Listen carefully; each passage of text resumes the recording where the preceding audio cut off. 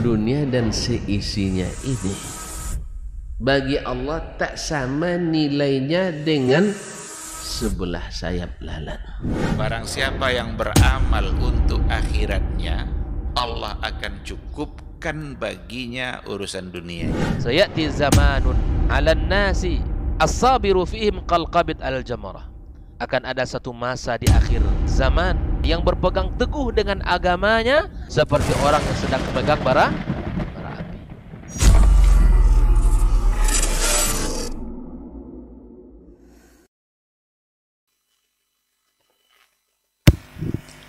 Baik, bismillah. Assalamualaikum warahmatullahi wabarakatuh.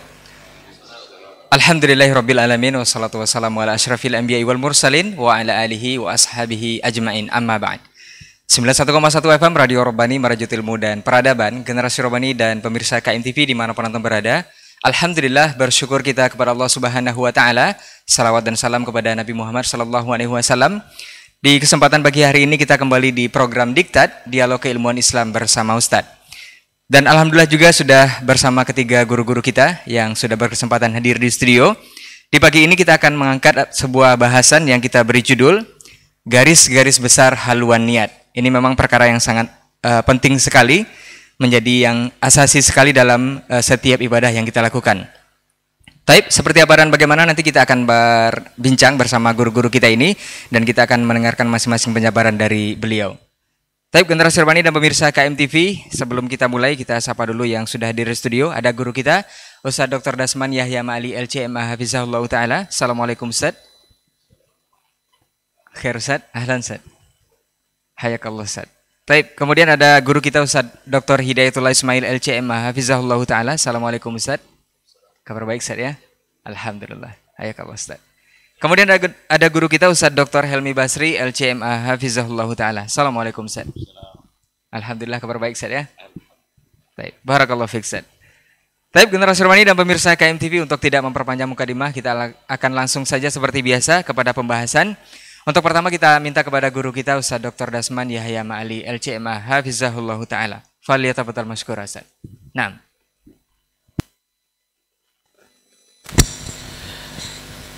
Bismillahirrahmanirrahim. Assalamualaikum warahmatullahi wabarakatuh. Alhamdulillahilladzi khalaqa fasawwa walladzi qaddara fahada. Asyhadu an la ilaha illallah wahdahu la syarika lah jalla wa ala. Wa asyhadu anna Muhammadan abduhu wa rasuluhul mustafa wa nabiyul mujtaba. Sallallahu alaihi wa ala alihi sadatis syurafa. وأصحاب الكرام النبلاء أهل الصدق والوفاء والتابعين لهم بإحسان إلى يوم الجزاء الأوفى ثم أما بعد فأوصي نفسي وإياكم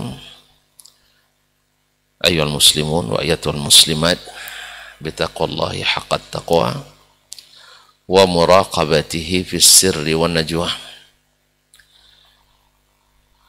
فإن أجسادنا على النار لا تقوى فتمسكوا من الإسلام بالعروة الوثقى وتزودوا فإن خير الزاد التقوى. Para alim ulama, nenek mama, tokoh adat, tokoh masyarakat, cici dan puan-puan, saudara dan saudari, baik yang hadir bersama kita pada kesempatan ini di studio KMTV, tuan guru kita Fadilatu Ad-Doktor Hidayatullah Ismail wa Kiai Haji Dr. Helmi Basri dan Al-Akh Ray Amran serta kawan-kawan yang bertugas di studio, Ustaz Adnan dan Ustaz Syabi, ataupun yang mendengarkan melalui 91,1 FM Merajut Ilmu dan Peradaban, serta yang menyaksikan melalui berbagai media live streaming KMTV, Saudi TV, Hak TV dan Baba TV, serta media-media lainnya yang bekerja sama termasuk Rabbani TV. Mudah-mudahan kesempatan pagi ini walaupun agak berkabut, tapi mudah-mudahan menjadi selimut dari panasnya mentari. Semoga Allah SWT lindungi kaum muslimin dan muslimat, para hambanya, dari segala sesuatu yang tidak diinginkan. Bersyukur kita pagi ini bisa kembali mengudara, walaupun karena berbagai kesibukan. Sebagian masyayikh ada yang safar, seperti Dr. Hadiatullah kemarin pergi umrah. Masya Allah, umrah mabrurah insya Allah, semoga diterima. Dan Buya kita Dr. Helmi kesibukan kuliah yang semakin padat. Maklumlah, calon-calon guru besar ini harus diberi porsi-porsi besar. Sedangkan saya sendiri juga peken komai, Allah musta'an, termasuk juga kuliah. Pada pagi ini, Masya Allah, Ustadz Helmi, Masya Allah mungkin sudah rindu dengan pertemuan ini. Boleh buka pintu, dan pintu saya memang selalu terbuka. Alhamdulillah. Mudah-mudahan beberapa menit ke depan dapat kita berikan atau dapat kita bincangkan sesuatu yang bermanfaat bagi kita, khususnya bagi kami atau kita yang berada di studio yang sedang berdialog ini, atau kepada siapapun yang mendengarkan. Al-Akhri Masya Allah kreatif memberikan judul GBHN. Awak kira pertama garis-garis besar haluan negara, yang dulu selalu hafal itu saja. Masya Allah, tabarakallah. Ternyata garis-garis besar haluan niat. Mungkin ini berlahir dari kekhawatiran sebagian dari kaum muslimin, bahwa tidak sedikit orang dengan niat yang baik melakukan sesuatu yang tidak disyariatkan. Bahkan ada hal-hal yang jelas-jelas melanggar, dan kadang-kadang mendekati kesyirikan, tapi kadang-kadang dibela-belain dengan alasan asal niatnya baik. Mungkin ini yang dimaksud dalam pembahasan ini. Namun karena dia garis-garis besar, saya mulai dari garis-garis besar saja. Nanti mungkin saya akan muqaddimai saja, mungkin isi dan khatimahnya mungkin Dr. Hidayat tentang mungkin urgensi niat, pemasangan niat, seperti apa niat. Sedangkan Dr. Helmi mungkin akan membahas tentang kasus-kasus kontemporer dan kekeliruan dalam menggunakan niat. Kita tunggu saja. Kaum muslimin, kaum muslimat dirahmati Allah. Ketika Nabi SAW menyebutkan dalam hadis Nu'man ibn Bashir, atau menyebutkan dalam hadisnya ketika menyebutkan innal halala bayyin, yang halal itu jelas, wa innal harama bayyin, dan haram itu terang, wa bainahuma umurun mushtabihat, dan di antara keduanya adalah perkara-perkara yang subuhan. Nah, lalu kemudian beliau menyebutkan ala wa inna fil jasadi mudghah. Ingat, dalam jasad itu terdapat segumpal daging, ya. Iza saluhat saluhal jasadu kulluh, wa iza fasadat fasadal jasadu kulluh. Bila daging itu, segumpal daging itu salih, maka tubuh ini semuanya ikut saleh. Dan bila dia rusak, rusak pula semuanya. Maka Nabi mengatakan ala wahiyal qalbu, ingat, itu adalah hati. Sebenarnya terjemah yang sahih wallahu alam adalah jantung. Sebab kalau kita kayak orang Arab nanti nak beli hati onta misalnya, jangan bilang qalb. Kau dibilang qalb nanti dikasih jantung. Karena qalb itu artinya sebenarnya adalah jantung, karena yang berputar-putar itu jantung. Tapi karena sudah terlanjur dari dulu terjemahannya hati, kalau terjemahan jantung agak ganjil, maka tersebut jantung hati. Para pendengar, para pemirsa yang dirahmati Allah SWT, ala wahyal qalbu.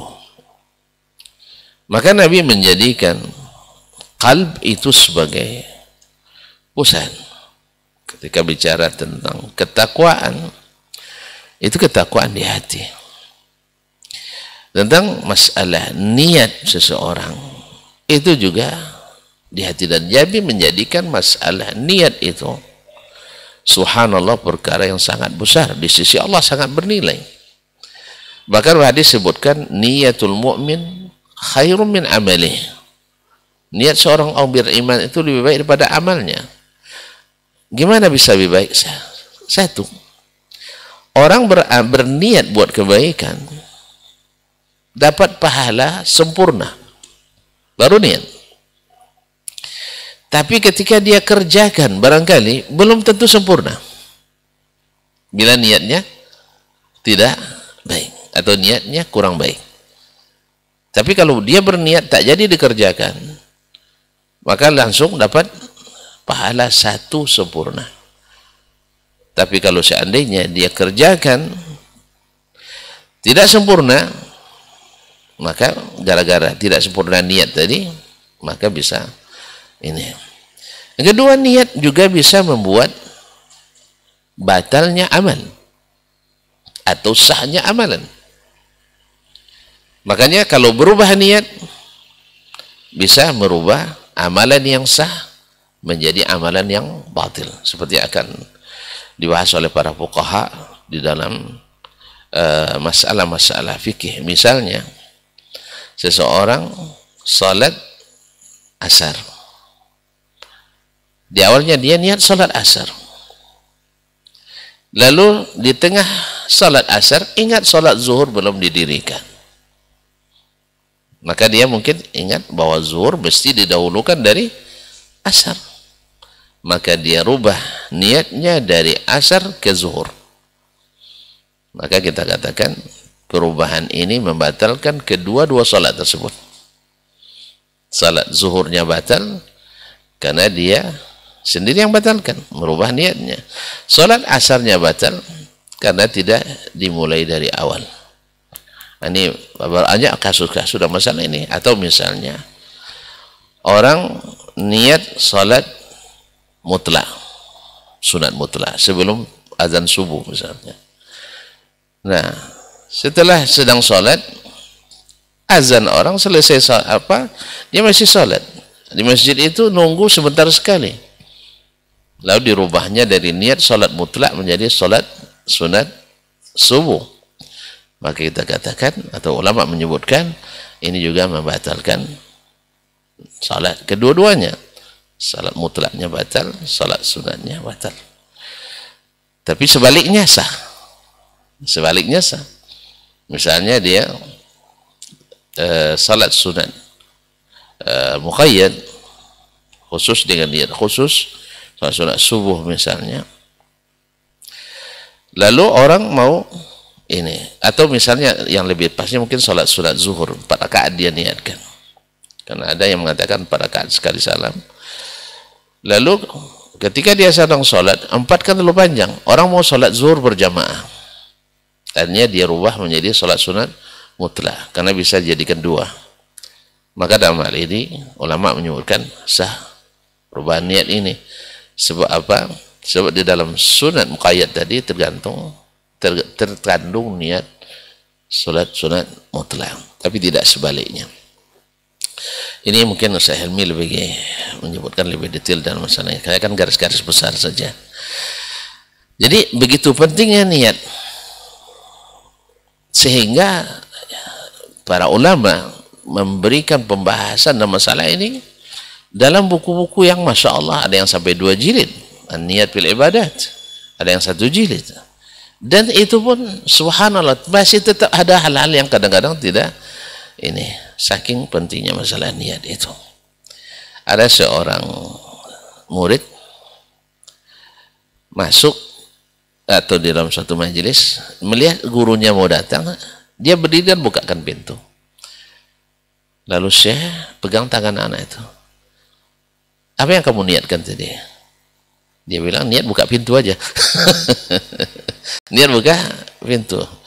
Dia tidak paham pertanyaan Syekh. Apa niat kamu bukakan pintu itu apa? Dia buka pintu aja. Nah, di sini pentingnya niat itu. Kalau kau niatkan membuka pintu untuk khidmat Syekh, niatnya mendatangkan pahala. Kalau kau niat berdiri tadi, bertemu dengan Syekh, bertanya, dia perlu minum atau tidak? Kau siapkan minumnya, niat lagi. Atau dia berniat bertanya, dia sedang lapar dan sebagainya, niat lagi. Walaupun semua mungkin tak jadi kau kerjakan, itu sebabnya niatul mu'min khairun min amalihi. Ya, seorang mukmin lebih bagus daripada atau lebih baik daripada amalnya.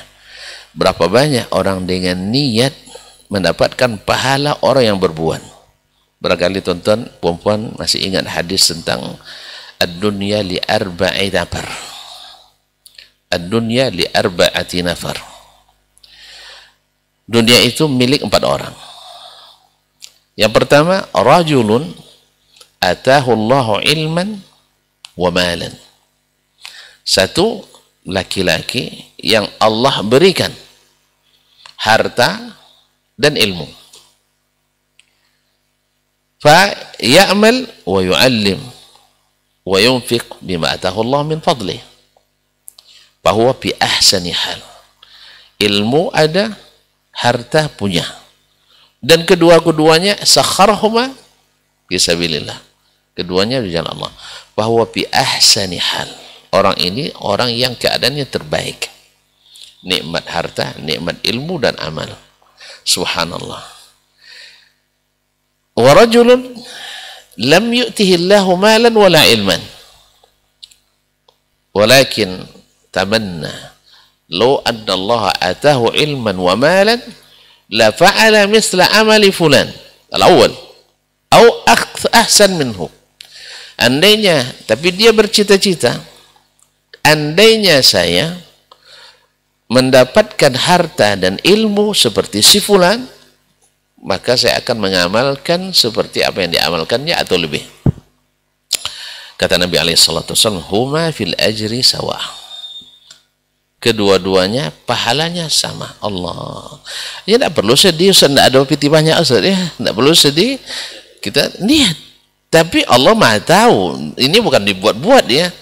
Karena dalam hadis juga disebutkan man talaba asy-syahadata sidqan min qalbi, na'am, kataballahu lahu ajra syahid wa in mata ala firashi. Siapa yang benar-benar jujur minta mati syahid kepada Allah tabaraka taala, Allah beri pahala syahid walaupun dia mati di atas tempat tidurnya. Tapi Allah tidak bisa kita tipu. Ini benar-benar niatnya seperti itu. Andainya saya diberi, saya akan melakukan lebih seperti yang dia lakukan atau lebih. Huma fil ajri sawa. Ada dua. Yang ketiga, rajulun atahu Allahu malan wa lam yu'tihi ilman. Diberi harta tapi tidak berilmu. Fasakhara malahu fi al-ma'siyah atau fil ma'asi atau fil fasad. Allah berikan dia harta tapi tidak berilmu. Lalu hartanya digunakan untuk berbuat maksiat. Maka dia fi aswa'i halin. Orang ini kondisinya paling buruk. Jadi banyak harta itu belum menjamin kondisi baik kecuali sudah diiringi dengan ilmu. Nah, yang keempat, rajulun lam yu'tihi Allahu malan wala ilman walakin tamanna law atahu Allah malan la fa'ala misla ma fa'ala fulan. Andai saya punya harta, saya akan berbuat maksiat seperti sepulan pula. Huma fil wizri sawa. Ini dua-duanya sama-sama sama dosanya. Ini besarnya pengaruh niat dalam ibadat kita. Ma'asyiral kiram yang dirahmati Allah SWT. Oleh itu Nabi SAW mengatakan, innamal a'malu bin niyat. Sesungguhnya amalan itu diukur dengan niatnya. Ulama seperti Jamaluddin Al-Qasimi rahimahullah dalam kitabnya Al-Qutul Matlub min subhanallah Al-Wa'zul Matlub min Qutil Qulub, yaitu tahzib Qutil Qulub li Abi Talib Al-Makki, dia mentahzib kitab dan ikhtisarnya, menyebutkan bahwasanya dengan niat bisa saja amalan mafdul yafuqul fadil. Amalan yang asalnya lebih rendah pahalanya, tapi dengan ta'addudun niat, dengan berbilangnya niat, seperti yang dikatakan Syekh tadi kepada muridnya, kalau kau niatkan ini, bertambah kebaikannya. Dengan bertambahnya banyaknya niat akan mengalahkan amalan yang asalnya lebih utama. Beliau mencontohkan bahwa sedekatus sirri, sedekah yang diberikan dalam kondisi tersembunyi, seperti dalam hadis sab'atun yudhilluhumullahu fi dhilli la yawma la dhilla illa dhillu, itu rajulun tasaddaqa bi sadaqatin fa akhfaha hatta la ta'lama shimaluhu ma anfaqat yaminuhu. Dia bersedekah disembunyikan sampai tangan kiri tidak mengetahui tangan kanan apa yang diinfakkan, saking tersembunyinya. Dan saya sudah bertemu dengan orang seperti ini di antara guru kami Syekh Abdul Aziz Al-Abdul Latif Syekh. Subhanallah, setiap memberi orang dia minta akad janji, jangan sampai dibuka sampai saya mati. Subhanallah, ketika beliau meninggal baru timbul cerita si fulan, Masya Allah, cleaning service Fakultas Hadis semuanya dapat insentif rutin setiap bulan dari beliau, lebih tinggi dari gaji mereka. Tidak diketahui kecuali setelah beliau meninggal. Maklum bahasa Sadiq Bangladesh, khasarah katanya. Jadi orang bertanya, apa khasarah? khasran katanya kan. Apa yang buat mereka rugi? Lalu ditanya, Syekh Abdul Aziz mat, alas wapi maut. Dia sudah mati. ليش خسارة إنك والله هو على طول يجيب فلوس كل شهر, dia terus beri uang 500 rial, gaji mereka 300 rial, beliau gaji 500. Beberapa orang itu tidak ada yang tahu, rahimallah rahmatan wasi'ah. Subhanallah, beliau ini memang walaupun mungkin tidak disebut sebagai ulama besar, tetapi sifat yang dia bawakan sifat ulama yang tidak didapatkan pada sebagian ulama besar. Subhanallah. Itu baru satu. Ada yang lain lagi. Ada beberapa mahasiswa, Ustaz, karena antara S2 S3 dia hadis dulu lama nunggu, ada yang 2 tahun. Dia berikan masing-masing mereka lebih besar dari beasiswa yang diterima oleh anak pasca sarjana. Baru diketahui setelah beliau mati. Rajulun anfaqa tasaddaqa bi sadaqatin fa akhfaha hatta la ta'lama shimaluhu ma anfaqat yaminuhu. Belum lagi beliau kalau diktat selalu difotokopikan untuk mahasiswa gratis di seluruh kelas.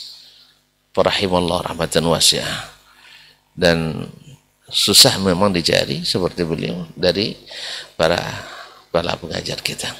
Nah, yang seperti ini pada asalnya disembunyikan lebih bagus, tapi ada kalanya di sebagian momen sedekah yang diiklankan alaniyah bisa mengalahkan itu.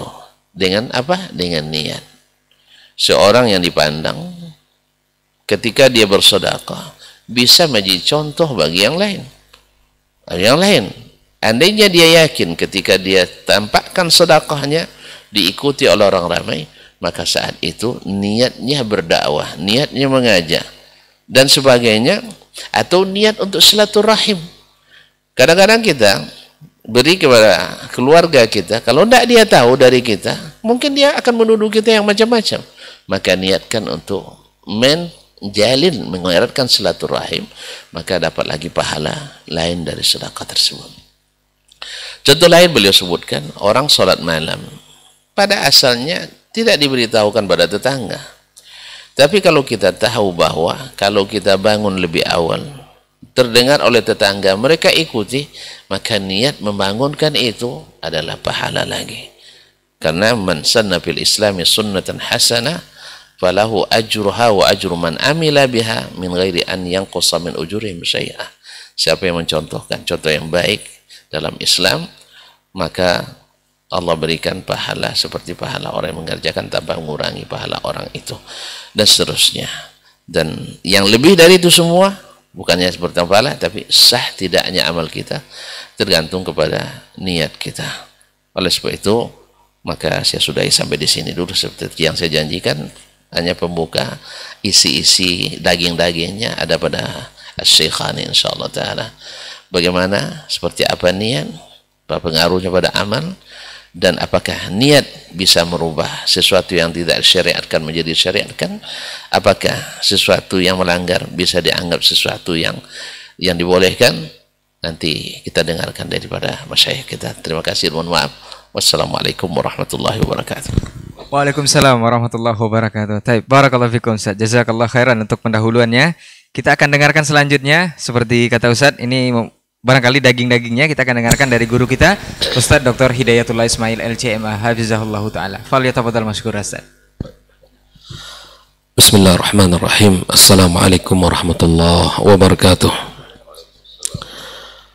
Alhamdulillah, wassalatu wassalamu ala Rasulillah wa ala alihi wa sahbihi wa mawalah, wa la hawla wa la quwwata illa billah. Allahumma inna nas'aluka ilman nafi'a wa rizqan tayyiba wa amalan mutaqabbala. Para guru kita yang kita muliakan, Dr. Dasman dan Dr. Helmi Basri, semoga Allah senantiasa menjaga mereka dan Allah berikan keberkahan dalam hidup dan anak keturunan mereka. Seluruh ikhwah yang berada di studio, Saudara Rai, Adnan dan Syafi'i, semoga Allah berikan kekuatan dan kesabaran untuk mendampingi dan membersamai dakwah ini. Allah berikan pahala yang tak terhingga di sisinya. Pertama-tama marilah kita bersyukur pada Allah pada kesempatan yang sejuk ini, kita kembali bisa berbincang, berdiskusi bersama dalam agama kita. Tidak ada hal yang paling bermanfaat dalam kehidupan ini melainkan membincangkan sesuatu yang paling berharga dalam hidup kita, itu tentang agama kita, yang akan membawakan kita, yang menjadikan kita orang-orang yang senantiasa terukur dalam gerak dan amalnya. Apalagi pagi ini kita membicarakan tentang satu hal yang sangat urgent, yang sangat penting dalam kehidupan kita di dalam beramal, yaitu masalah niat. Ya. Karena niat adalah pondasi dari setiap amal kita. Dia akan bisa besar dan amalan itu bisa kecil. Seperti yang dikatakan oleh Abdullah bin Mubarak, ya. Rubba amalin saghirin tu'azzimuhu niyah. Karena niat betapa banyak amal yang kecil tapi akan bernilai besar di hadapan Allah Azza wa Jalla. Wa rubba amalin kabirin ya tusaghiruhu niyah. Sebaliknya pula ada amal yang besar ya, di hadapan Allah, tapi karena niat tidak betul maka tidak bernilai di sisinya. Oleh itu ikhwah fillah, bicara tentang niat adalah hal yang sangat utama dalam kehidupan kita. Kemudian kita memperbanyak ucapan salat dan salam untuk Nabi besar Muhammad sallallahu alaihi wasallam. Mudah-mudahan kita semua diberi taufik oleh Allah untuk bisa meningkatkan ittiba' kita kepadanya, membuktikan kecintaan kita kepada baginda kita alaihi salatu wassalam qaulan wa fi'lan, baik itu secara lisan maupun amal nyata dalam kehidupan, sebagai bentuk bukti cinta kita kepadanya. tidak ada seseorang yang bisa mencontoh Nabi dan bersemangat mengikuti Nabi sallallahu alaihi wasallam melainkan taufik dari Allah Subhanahu wa taala.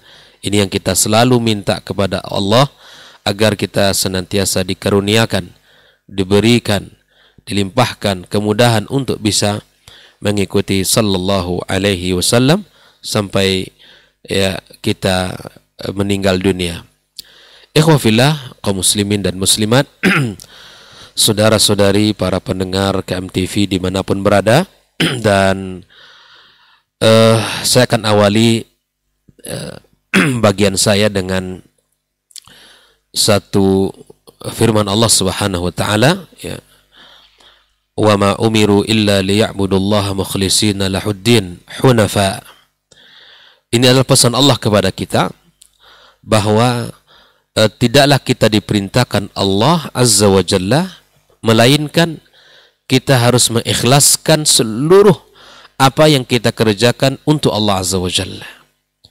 Mengikhlaskan ketaatan kita, baik itu amal-amal yang sifatnya adalah amalul qalb, amalan hati kita. Kemudian baik itu sifatnya amal al-lisan, ya, amal lisan kita maupun amal jawarih, yang semua itu adalah diperlukan keikhlasan untuk Allah Subhanahu wa taala. Makanya kalau kita perhatikan ya, kitab-kitab para ulama, mereka memulai ya, sekaliber Imam Bukhari dan Imam An-Nawawi, ya, mereka menempatkan posisi hadis yang pertama mereka tulis adalah hadis yang berkaitan dengan niat, sebagaimana telah dijelaskan Syekh kita tadi, bahwa hadis itu apa? Hadis tentang niat. Innamal a'malu binniyah, ya. Amal itu memang tergantung kepada niat. Ukuran pahala kita di sisi Allah, diterima atau tidaknya di sisi Allah, itu tergantung kepada niat seseorang. Maka ikhwafillah, setiap kita harus berusaha untuk menjaga niatnya, ya. Karena niat, sebagaimana Syekhul Islam mengatakan, ya, an-niyatu lil amali karruhi lil jasad, ya, bahwa niat itu, kedudukan niat bagi satu amalan bagi perbuatan kita seperti mana ruh, ya, kedudukan ruh bagi jasad kita. Apalah artinya jasad kita tanpa ruh? Dan tidak akan bergunanya satu amalan tanpa niat. Nah, inilah Syekhul Islam juga mengatakan al-ikhlasu huwa haqiqatul Islam. Keikhlasan itu adalah hakikat Islam. Sebagaimana kata beliau, li'anna al-islama al-islamu lillahi bitauhid, al-islamu lillahi bil ibadah la li ghairi. Kita berserah diri kepada Allah dengan ibadah kita, ya, tidak kepada yang lain.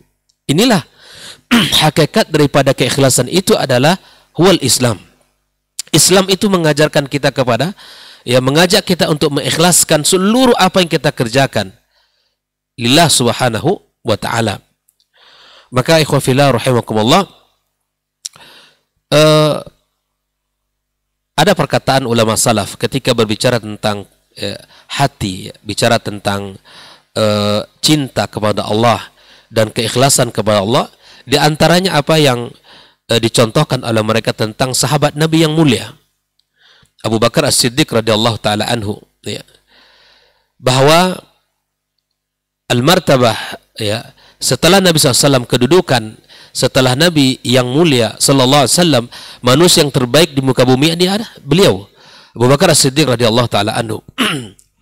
Di antara perkara yang menjadikan beliau ini adalah orang yang memiliki kedudukan yang tinggi di sisi Allah tabaraka wa taala, ya, ada ungkapan di antara Ibnu Qudamah, Ibnu Rajab juga mengatakan bahwa ma sabaqakum Abu Bakrin, ya, bikasrati salatin wala siyamin wala li ghairi, bahwa Abu Bakar As-Siddiq radhiyallahu taala anhu ditempatkan oleh Allah dengan tempat yang lebih mulia, ya, dibandingkan manusia di muka bumi setelah Rasulullah SAW, bukan karena banyak salatnya, bukan karena banyak puasanya, bukan ibadah-ibadah yang lainnya, walakin bi syai'in ma waqara fi qalbi, Karena apa yang ada di hatinya itu yang menjadikan dia menjadi orang yang memiliki kedudukan yang sangat tinggi. Ikhwafillah, keikhlasan beliau kepada Allah, kecintaannya kepada Allah Subhanahu wa taala, sehingga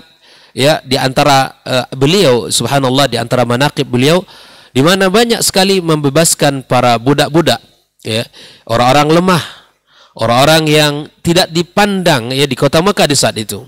Dengan harta yang ia miliki, dengan kekayaan yang ia punya, dibebaskan para budak-budak, dibebaskan ya orang-orang lemah di sana. Sampai ada yang mengatakan, ya Abu Bakrin, wahai Abu Bakar, kenapa engkau tidak ya pilih orang-orang yang kuat, orang-orang yang memiliki ya kekuatan dibandingkan orang-orang yang lemah-lemah yang kamu bebaskan ini?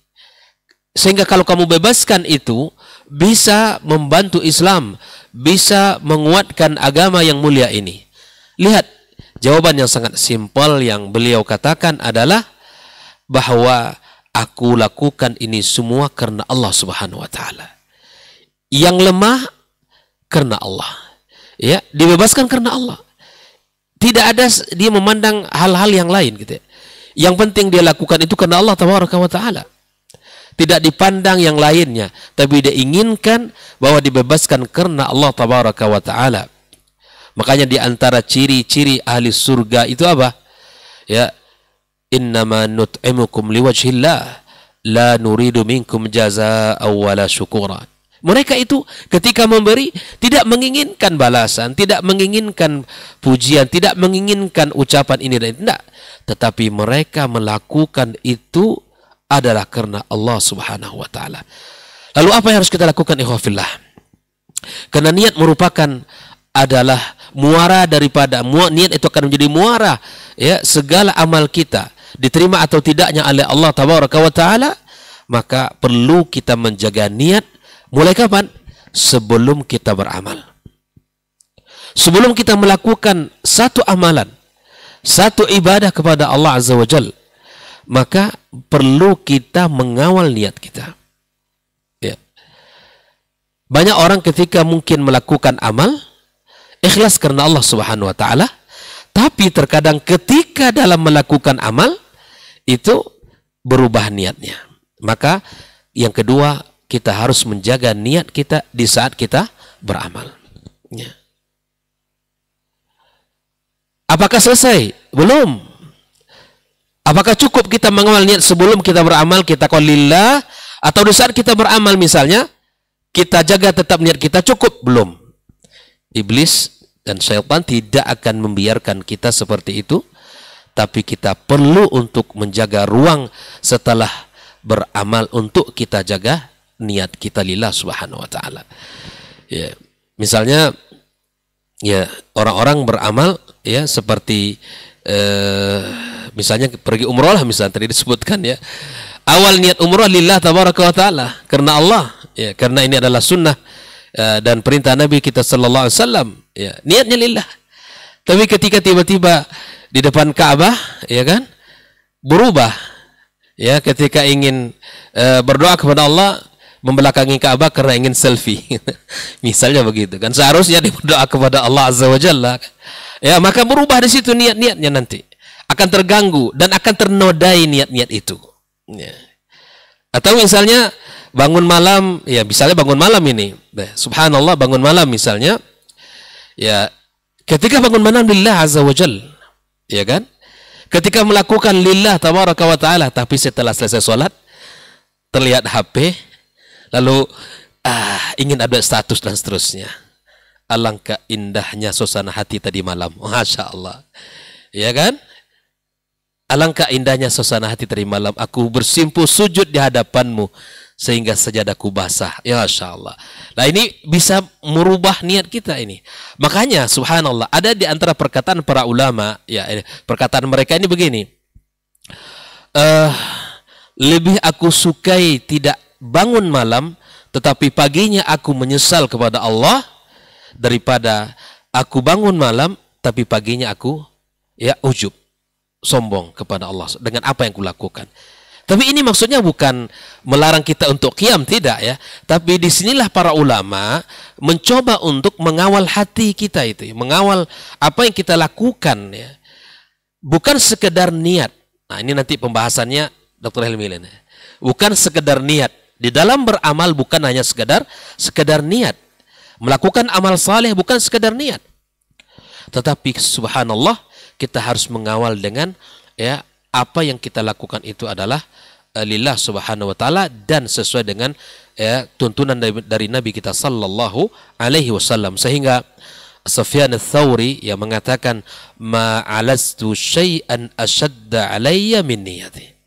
Tidaklah ya ada hal yang paling berat untuk aku ya kawal, untuk aku coba ya memperbaikinya daripada niatku. Dan ikhwah fillah ya, Rasulullah sallallahu alaihi wasallam telah menggambarkan betapa menjaga niat itu sangat payah dan sangat panjang waktunya. Mulai dari sebelum kita beramal sampai di saat beramal sampai setelah kita beramal. Lihat, Nabi sallallahu alaihi wasallam mengatakan, hadisnya ya derajatnya makbul ya, laqalbu ibni adam ashaddu inqilaban atau taqalluban minal qidri iza istama'at ghalayana. Perhatikan bahwa hati anak Adam itu lebih cepat dia berubah, ya kan? Lebih cepat dia berbalik daripada apa? Daripada air yang sedang mendidih yang berada dalam apa namanya? Dalam bejananya. Dia akan melampaui itu. Bayangkan ikhwah fillah.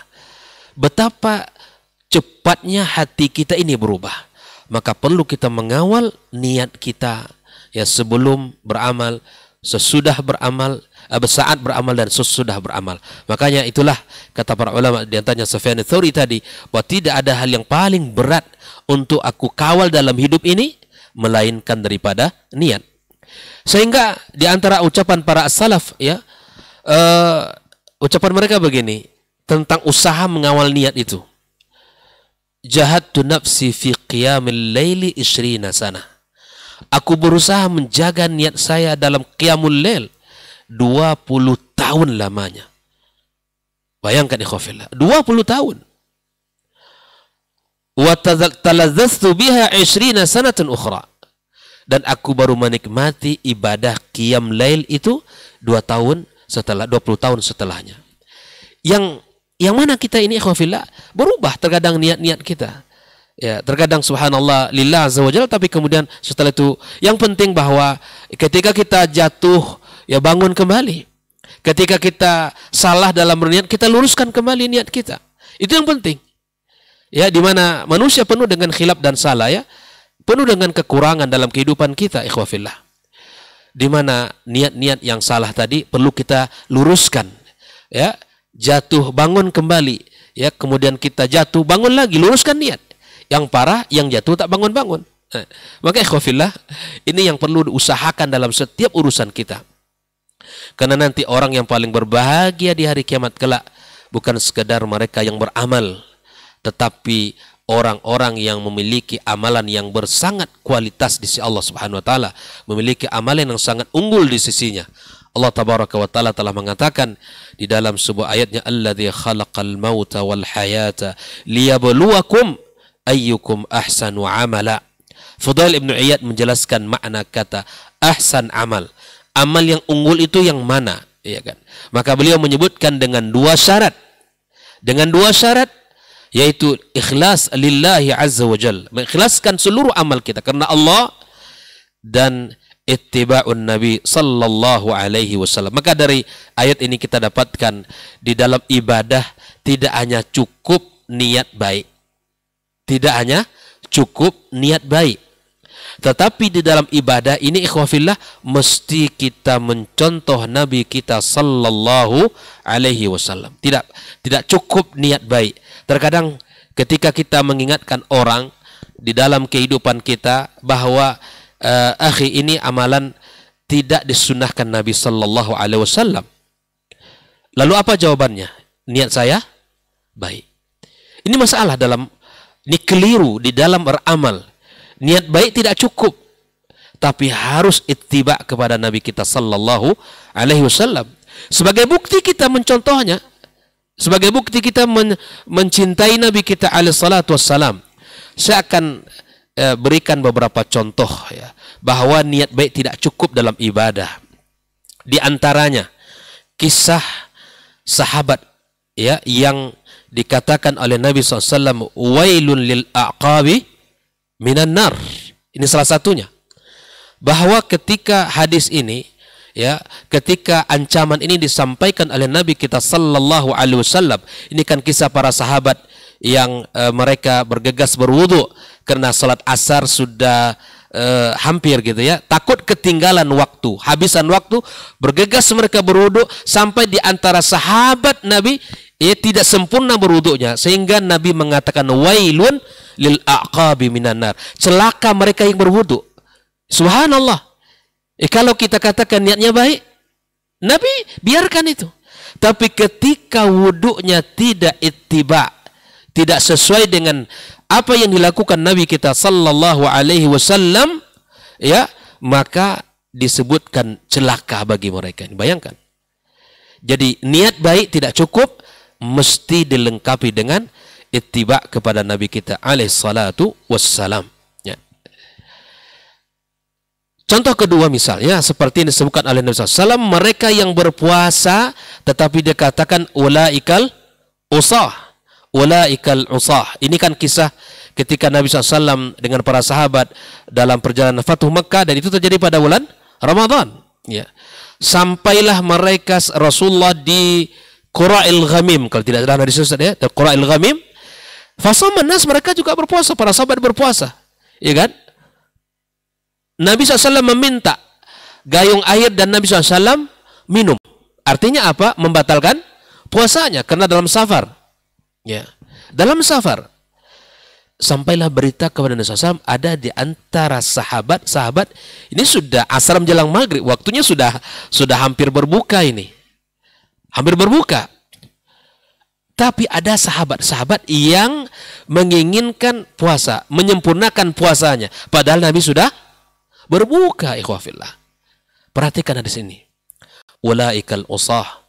Ulaikal usah. Mereka itu orang yang durhaka. Bayangkan, orang berpuasa, menyempurnakan puasanya sampai terbenam matahari, dikatakan oleh Nabi sallallahu alaihi wasallam, ulaikal usah, ulaikal usah. Apa sebab? Apakah karena niat yang tidak baik? Bukan, niat mereka baik. Niat mereka adalah melaksanakan perintah Allah azza wa jalla, tetapi tidak ittiba kepada Nabi kita sallallahu alaihi wasallam. Manusia yang paling terbaik di sana itu siapa? Rasulullah. Tapi dia membatalkan puasanya. Ya kan? Minum dia, batal puasanya, sehingga orang-orang yang melanjutkan puasa itu dikatakan oleh Rasulullah SAW, ulaikal usah. Saya katakan, dalam ibadah tidak cukup niat baik, tetapi mesti ittiba kepada Nabi kita sallallahu alaihi wasallam. Apapun ibadahnya, apapun ketaatan yang kita lakukan, mestilah ikhlas yang menjadi dasar utama, dan kemudian kita sempurnakan dengan ittiba kita kepada Nabi kita alaihi salatu wassalam. Sehingga Fudail dalam perkataan tadi mengatakan, ya, idza kanal amalu, ya, apabila amal itu adalah mukhlisan lillah wa lam yakun sawaban lam yuqbal. Kalau amalnya lillah, ya, karena Allah, tapi tidak benar, tidak diterima Allah azza wajalla. Tetapi sebaliknya, apabila amalan itu adalah sawab, benar, ittiba kepada Nabi, tetapi tidak ikhlas, pun tidak diterima oleh Allah subhanahu wa ta'ala. Oleh itu, ikhwafillah, ya, menjadi sebuah rumus dalam sebuah ibadah, ya, ketaatan kepada Allah, jadikan keikhlasan sebagai dasar, ya, utama dalam beramal lillah, dan kemudian jadikan ittiba kepada Nabi SAW sebagai bagian yang tak boleh hilang dalam kehidupan kita. Jadi tidak cukup niat saya baik. Dalam contoh yang sangat banyak, ya, seperti Said bin Musayyib, ya, dalam seorang dialog dia dengan salah seorang yang dia lihat melakukan salat sunat fajar yang berkali-kali itu ya, sampai dia tegur bahwa ini adalah sesuatu yang tidak baik dalam Islam. Lalu laki-laki itu mengatakan, apakah Allah akan mengazab saya dengan salat yang saya lakukan? Coba lihat kecerdasan ya sahabat ini, menjawab, tidak, Allah tidak akan mengazab kamu dengan ibadah yang kamu lakukan, tetapi Allah mengazab kamu ya menyelisih sunnah Nabi sallallahu alaihi wasallam. Ini yang harus kita pahami dalam ibadah kepada Allah Azza wa Jalla. Tidak cukup hanya niat baik, tetapi harus kita ya sesuaikan dengan tuntunan Nabi kita alaihi salatu wassalam. Dan masih banyak contoh-contoh yang lain, insyaallah akan disempurnakan secara kontemporer oleh guru kita Dr. Hilmi Basri. Itu contoh-contoh yang terjadi di masa Rasulullah. Di masa ini tentu masih banyak, insyaallah tawara. Insyaallah ya akan disempurnakan oleh beliau. Saya akan akhiri bahwa niat itu menjadi kunci dalam segala urusan kita, dan niat itu memiliki kedudukan yang besar di dalam Islam. Bahkan seperti yang dikatakan oleh guru kita tadi, bahwa niat ya lebih penting daripada amal kita. Bahkan terkadang Allah Subhanahu wa taala mencatat satu kebaikan di sisinya, hamba itu belum melakukan karena niat ya, karena niatnya. Banyak orang yang dicatat di sisi Allah ya kebaikan-kebaikan yang telah ia niatkan, tapi karena sesuatu dia tidak melakukannya, pahalanya sudah tercatat di sisi Allah Subhanahu wa taala. Ya, maka tidak cukup niat baik dalam ibadah.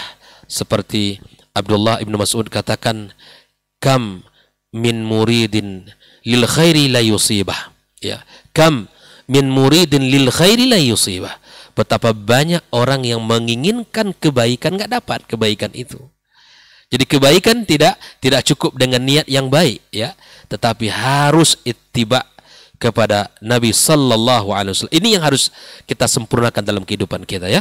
Banyak sekali orang-orang yang menginginkan kebaikan tetapi tidak didapatkannya karena tidak sesuai dengan ya apa yang dicontohkan oleh Rasulullah sallallahu alaihi wasallam. Dan pahala kita di Allah telah berbeda-beda ya. Berbeda-beda. Karena ibadah sendiri juga berbeda-beda. Ada ibadah kita yang disesuaikan berdasarkan tempatnya, berdasarkan waktunya, berdasarkan jenisnya, ya kan? Dan berdasarkan niatnya. Ini kalau dijabarkan panjang lagi nih, ya kan? Ibadah itu kan berbeda-beda. Jenisnya yang kita lakukan, ada ibadah wajib, ada ibadah sunnah, kan begitu. Dan ada ibadah di sisi waktunya. Ya, waktu yang kita kerjakan di malam itu berbeda dengan waktu-waktu lain, seperti Lailatul Qadar, ya. Khairum min alfi syahr, ibadah yang kita kerjakan di malam itu berbeda dengan ibadah yang lain karena malam itu dinilai oleh Allah seperti 1000 bulan. Tempatnya misalnya berbeda antara Masjid Nabawi dengan Masjidil Haram Mekah ya, Al-Aqsa di Palestina berbeda, ya kan? Nabi mengatakan bahwa salat di Masjidil Haram bimi'ati alfi salatin fi ma siwa, 100.000 kali salat ya. Subhanallah. 2 rakaat yang kita lakukan di sana sama dengan 100.000 yang kita lakukan di masjid selain Masjid Al-Haram.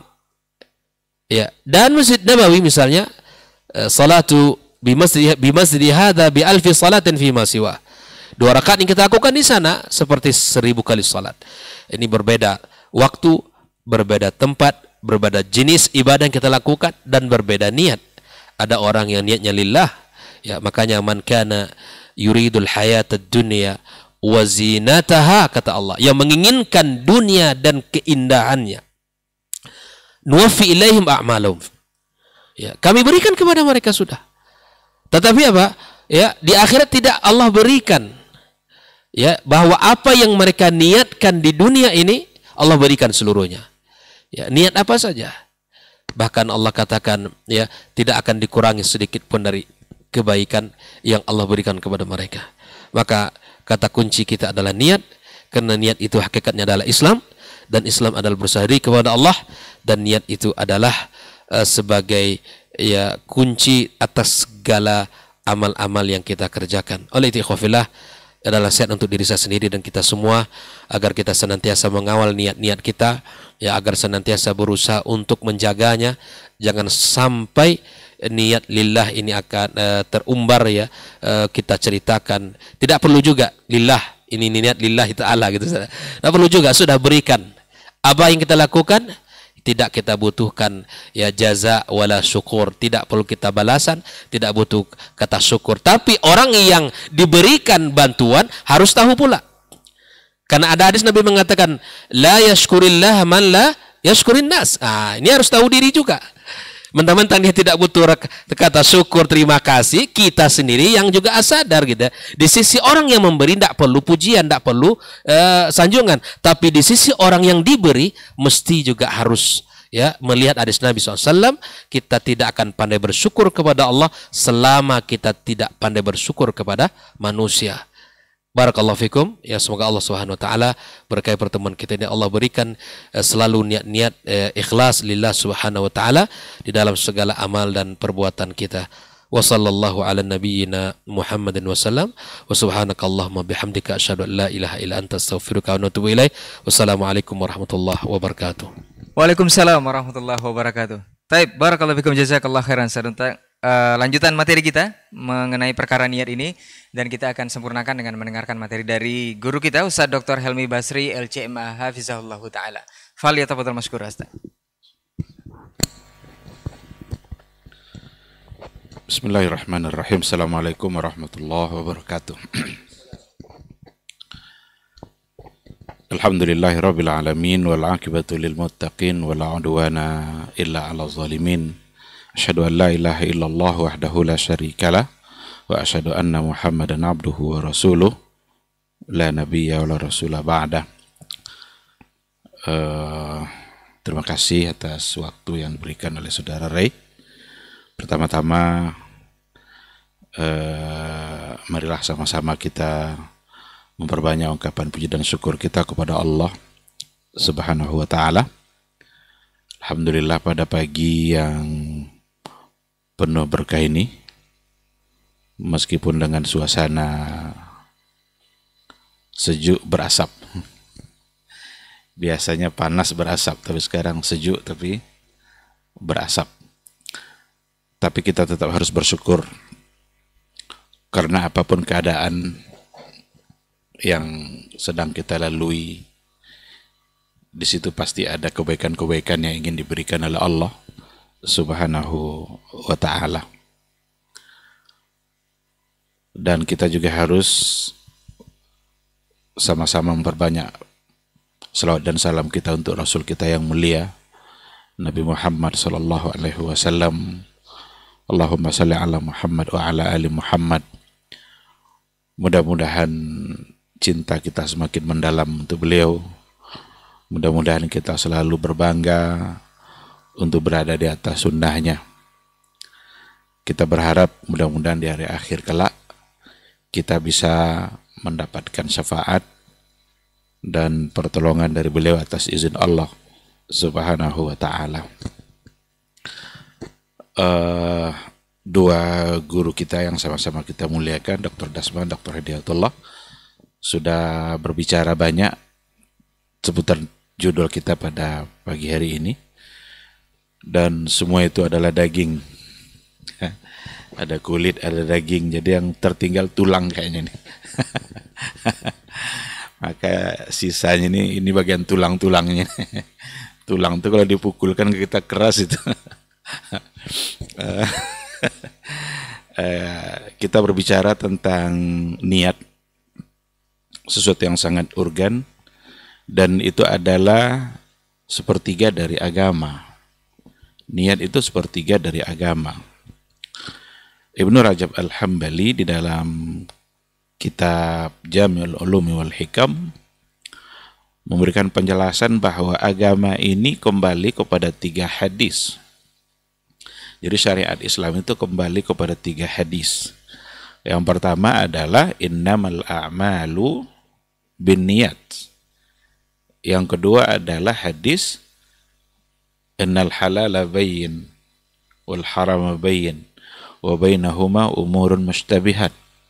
Sedangkan yang ketiga hadis man ahdatsa fi amrina hadza ma laysa minhu fahuwa raddun.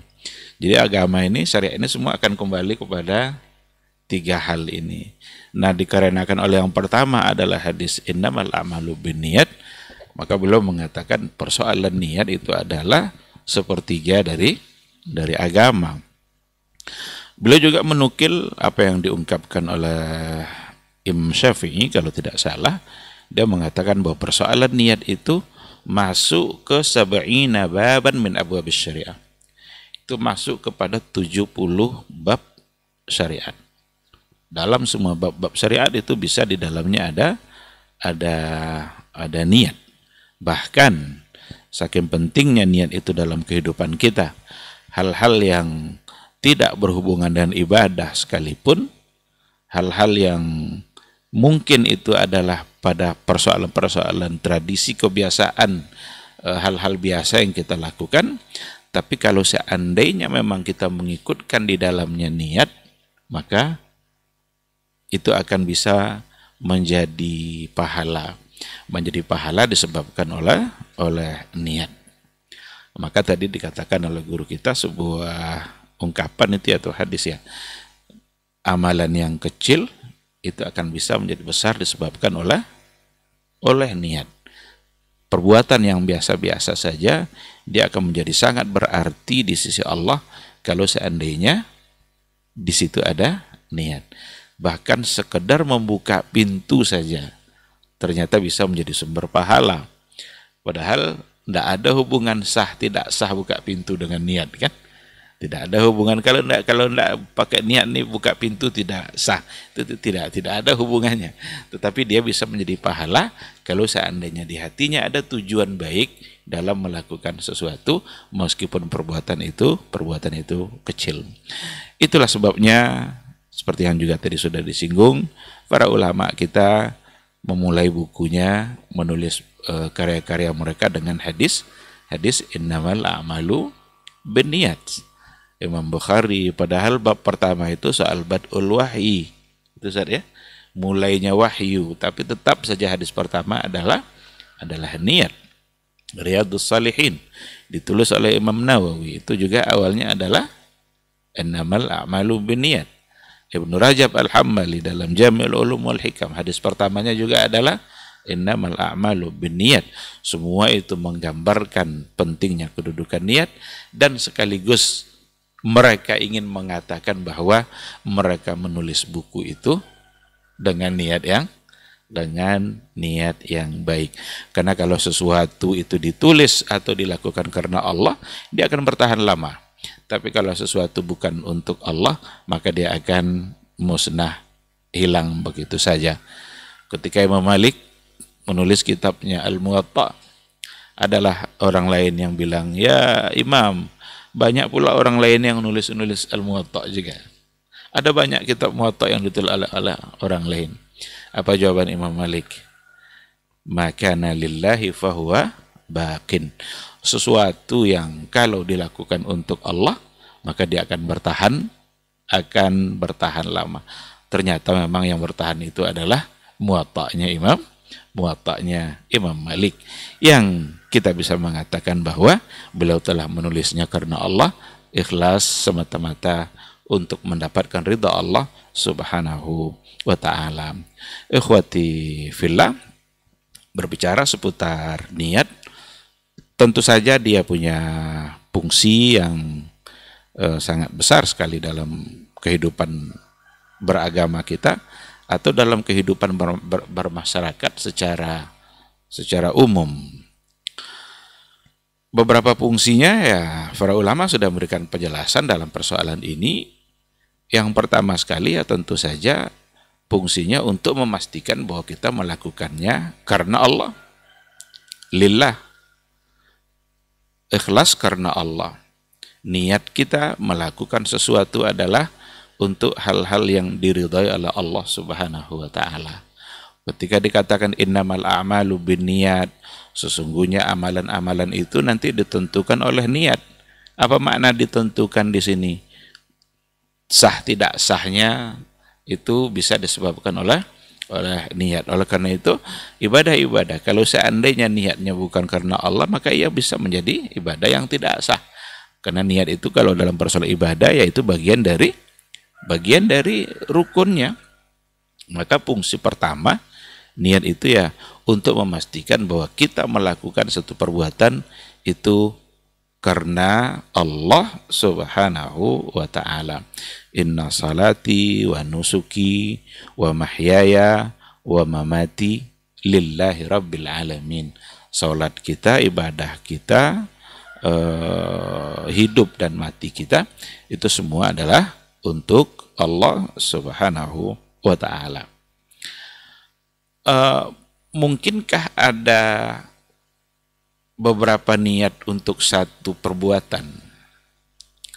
Jadi kalau ditengok ada lafaznya innamal a'malu bin niyat dalam bentuk jamak. Ada pula innamal a'malu bin niyah. Itu ada dalam Ibnu Rajab Al-Hambali seperti itu. Karena bin niyat itu dalam bentuk jamak, berarti boleh beberapa satu ibadah itu untuk beberapa niat. Dan apakah itu bertentangan dengan makna ikhlas atau satu perbuatan? Dan kita memang perlu untuk memahami tentang konsep keikhlasan. Contohnya begini, ikhlaslah dalam menuntut ilmu. Sekarang apa makna ikhlas dalam mendapatkan ilmu? Kapan niat itu akan menjadi rusak? Ketika kita menuntut ilmu atau belajar. Maka di antara maknanya seperti yang pernah dijelaskan oleh Syekh Shalih Al-Utsaimin, itu di antara maknanya menuntut ilmu karena Allah itu liraf'il jahli an nafsihi, untuk mengangkat kejahilan yang ada pada diri dia, yang sebelumnya dia tidak tahu lalu menjadi tahu. Itu sudah bagian dari ikhlas karena Allah. Atau juga ketika nanti kejahilan sudah terangkat pada diri dia, bagaimana nanti dengan ilmu yang dia punya andil dalam menyebarkan kebaikan dan dalam menyebarkan ilmu itu. Berarti bukan sekadar mengangkat kejahilan pada diri dia, tapi juga mengangkatkan kejahilan nanti dari masyarakat secara keseluruhan. Atau untuk membela agama Allah. Ini sudah ada beberapa poin. Oleh karena itu yang dimaksud dan keikhlasan itu ya melakukan sesuatu dengan tujuan untuk hal-hal yang diridhai oleh Allah Subhanahu wa ta'ala. Jadi melakukan sesuatu untuk hal-hal yang diridhai oleh Allah. Semua hal jika diridhai oleh Allah maka itu bagian dari keikhlasan. Bekerjalah ikhlas karena Allah. Apa makna ikhlas karena Allah di sini? Seorang suami pergi keluar cari nafkah, kerja, ikhlaslah mencari nafkah. Apakah ikhlas di sini tidak perlu uang? Jadi dia buka satu usaha, umpamanya dia ahli dalam bidang reparasi komputer umpamanya. Dibuka usaha. Selesai komputer diperbaiki, dikasih uang, enggak usah dikasih Pak, saya ikhlas. Apakah ketika diambil upah dari jasa kerja dia lalu dia tidak ikhlas? Ini maka perlu dipahami keikhlasan. Padahal mencari nafkah itu ya tujuannya cari uang. Karena dia akan memberi makan anak dan istrinya. Maka ketika seorang suami keluar dari rumahnya untuk mencari rezeki yang halal, karena dia berkewajiban untuk memberikan nafkah anak dan istrinya, maka ia harus mencari maisha, uang. Maka untuk anak dan istri tadi memberi nafkah sebagai kewajiban dia, itu sesungguhnya adalah bagian dari keikhlasan, ikhlas karena Allah. Niat ini yang harus ada. Jadi kalau seandainya orang sudah bekerja secara ikhlas, maka dia akan benar dalam kerjanya. Dia tidak akan menipu lagi dalam kerjanya. Kalau seandainya ada barang-barang yang sebenarnya masih bisa diperbaiki nih, rusak businya tapi bisa diperbaiki. Dia nggak akan bilang, oh nih Pak, ini businya harus diganti nih, udah enggak baik lagi. Padahal masih bisa diperbaiki. Karena dia niatnya mencari nafkah dan dia akan mencari nafkah yang halal kalau seandainya kerjanya itu dia niatkan karena Allah Subhanahu wa ta'ala. Oleh karena itu kata-kata lillah itu memang perlu dipahami secara baik, di mana maksudnya adalah untuk sesuatu yang diridhai oleh Allah Subhanahu wa taala. Kita bisa contohkan nanti dalam persoalan ibadah. Umpamanya banyak penelitian-penelitian yang mengatakan bahwa ibadah sholat, gerakan-gerakan yang ada pada sholat, apalagi kalau dalam sholat malam, itu katanya bisa membuat peredaran darah kita menjadi lebih lancar, berarti kita bisa menjadi lebih sehat. Atau dengan puasa, umpamanya puasa bisa menjadikan orang menjadi sehat, berdasarkan kepada riwayat yang walaupun diperselisihkan kesehatannya Ustaz ya, sumu tasihu, orang banyak mengangkat itu kalau sudah mulai masuk Ramadan. Tapi katanya hadis itu tidak sampai ya ke tingkat saya. Tetapi dokter banyak mengakui dari sisi kesehatan memang puasa bisa mendatangkan itu, menyumbangkan kesehatan. Sekarang ada orang berpuasa niatnya memang untuk Allah, tapi terseliplah di situ agar dia sehat dengan puasa. Apakah niat untuk sehat karena puasa tadi itu merusak lillah tadi atau tidak?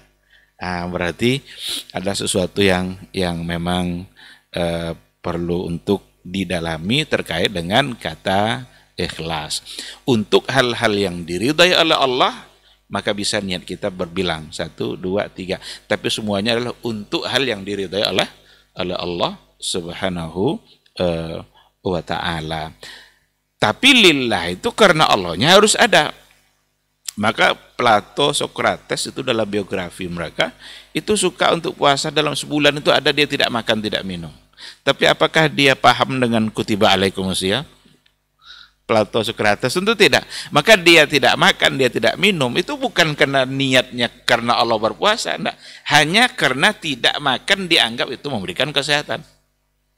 Bisa menyumbangkan kesehatan kepada diri dia. Tapi sama sekali tentu tidak akan ada niat lillah karena dia tidak kenal dengan Allah dan juga tidak kenal dengan Rasulnya atau tidak sebagai seorang yang beriman. Nah, ini jadi yang pertama membuat ibadah kita benar-benar diserahkan untuk Allah dalam artian untuk sesuatu yang diridhai oleh Allah Subhanahu wa ta'ala. Dalam hal ini juga lah kita bisa melihat ada kadang hal-hal yang orang sengaja Nabi membolehkan untuk diperlihatkan satu amalan itu biar orang lain terdorong untuk melakukan. Padahal di satu sisi kita harus tidak boleh membangga-banggakan atau menyebut-nyebut amalan kita. Jangan-jangan menyebut-nyebut bisa-bisa menjadi ria. Tetapi kalau memang tujuannya untuk biar orang lain terdorong, berarti ada sesuatu yang diridhai oleh Allah, maka perbuatan itu menjadi tidak salah. Tapi sekali lagi ini ada persoalan hati yang benar-benar harus maksimal dalam menjaganya, karena dalam hal ini syaitan juga akan selalu kuat dalam mengganggu manusia tentang niatnya. Sedangkan yang kedua itu diantara fungsi niat itu adalah untuk membedakan antara satu amalan dengan amalan yang lain. Itu niat yang menentukan. Ada di antara ibadah itu sama amalannya, sama pelaksanaannya. Tetapi yang membedakan adalah niat. Kalau seandainya seseorang dalam keadaan safar, secara hukum fikihnya boleh dia jamak zuhur dengan asar. Umpamanya dia jamak takhir, umpamanya dikerjakanlah waktu zuhur kepada waktu asar. Itu sama-sama 2 rakaat, sama-sama dimulai dengan takbiratul ihram, lalu nanti diakhiri dengan salam. Tapi mana yang asar, mana yang zuhur? Apa yang membedakannya? Yang membedakannya adalah niat. Seandainya ada orang puasa nazar, atau puasa sunnah, atau puasa bayar hutang, karena masih ada hutang Ramadannya, itu pelaksanaannya sama semua. Waktu mulainya, waktu akhirnya, apa yang akan membedakannya ini nazar, ini puasa bayar hutang, dan hukumnya sama-sama wajib. Nazar juga wajib, bayar hutang juga juga adalah wajib. Yang akan membedakannya adalah niat. Nah, jadi ini datang pada fungsi yang keduanya untuk membedakan antara satu ibadah dengan ibadah yang lain. Perkara niat juga akan masuk nanti dalam hal-hal yang dalam kehidupan keseharian kita. Niat dengan niat yang baik, ada begini penjelasannya itu dalam kajian-kajian kaidah fikih. Niat yang baik dalam satu perbuatan yang salah yang tidak diketahui. Nah, perbuatan yang salah yang dia tidak tahu itu sebagai satu kesalahan, dia tetap mendapatkan pahala dari kebaikan, dari niat baiknya itu. Karena kekeliruan itu dia tidak tahu. Apa contohnya? Seandainya ada seseorang merasa kasihan dengan orang lain karena dia belum makan, lalu dibelinya lah makanan untuk orang yang tadi dia kasihan nengoknya. Dengan penuh keikhlasan dia berikan makanan itu. Tapi dia tidak tahu ternyata makanan itu beracun. Dia tetap dapat pahala dari niat baiknya. Kecuali kalau dia tahu atau sengaja. Nah, kalau sengaja itu berarti tidak lagi niat baik. Sekarang dia tidak tahu. Ada orang yang kelaparan, jatuh di jalan kena lapar, dia beli makanan nasi. Atau bukan beracun. Mungkin ada kandungan-kandungan yang diharamkan seperti kandungan minyak babi atau kandungan apa, kan tidak boleh untuk dimakan. Sekarang dibelinya tanpa dia ketahui. Yang ada di hatinya hanyalah memberikan pertolongan atau bantuan kepada orang yang sedang dalam keadaan lapar. Ternyata yang diberikannya adalah makanan yang menyakitkan dia, itu tetap dia mendapatkan pahala. Ada juga contoh-contoh dalam dalam kajian-kajian kaidah fikih itu. Seandainya orang membentangkan jaring ya untuk nangkap ikan itu. Dibentangnya jaring, tujuannya mungkin untuk memperbaikinya atau ada yang robek nanti dijahit kembali. Tiba-tiba terperangkaplah burung di situ. Kalau tujuannya tadi adalah bukan untuk meletakkan perangkap, maka dia tidak berhak untuk mengklaim bahwa burung yang terperangkap itu adalah milik dia. Umpamanya balam atau merpati. Ketika diambil oleh orang lain itu tidak berdosa karena dia sedang mengambil sesuatu yang bukan milik pemilik jaring tadi. Tapi kalau seandainya dia bentangkan di depan rumahnya, memang tujuannya adalah untuk menjadikan itu sebagai perangkap bagi burung yang terbang. Maka semua burung yang terperangkap di situ akan menjadi milik dia.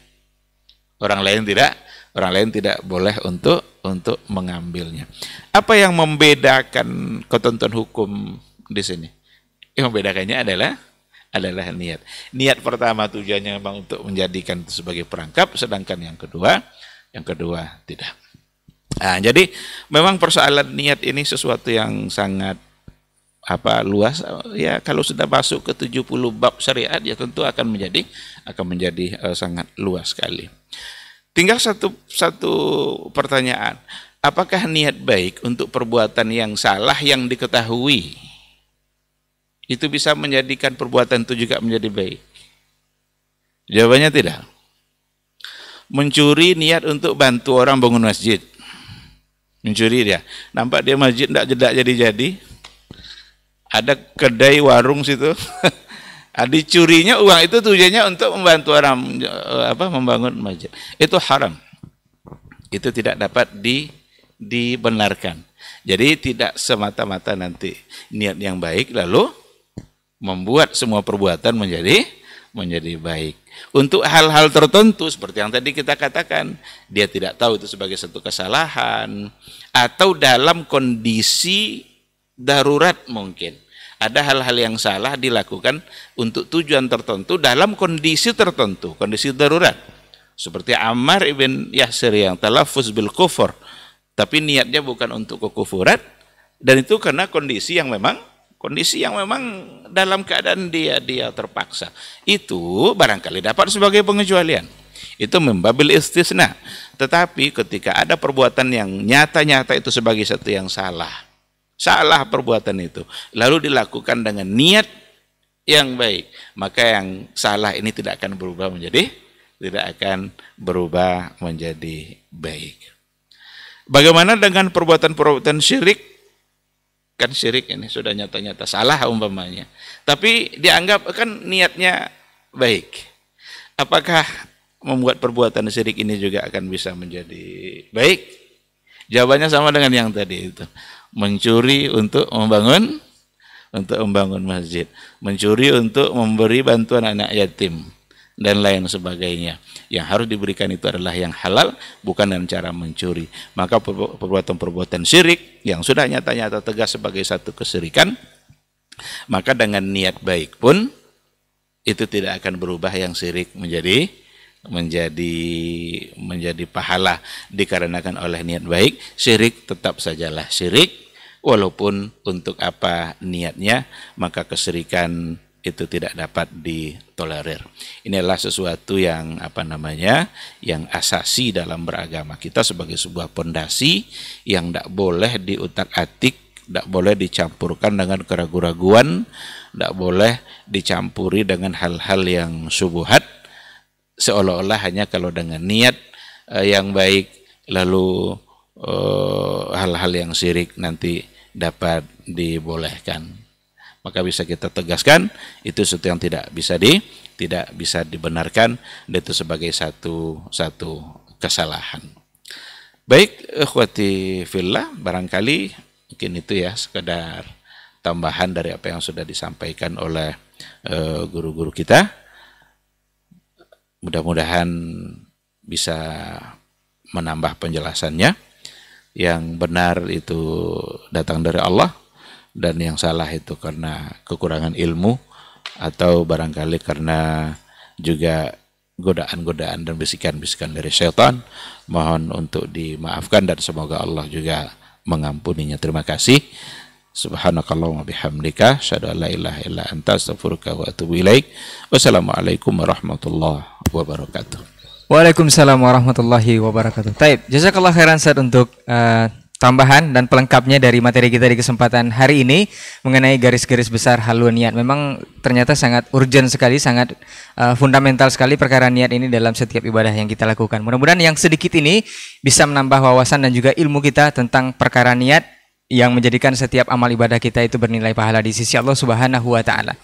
Taib, sebelum kita tutup diktat kita di kesempatan pagi hari ini, ada 2 pertanyaan yang kita rangkum menjadi satu saja Ustadz di 082174909911. Kita bacakan.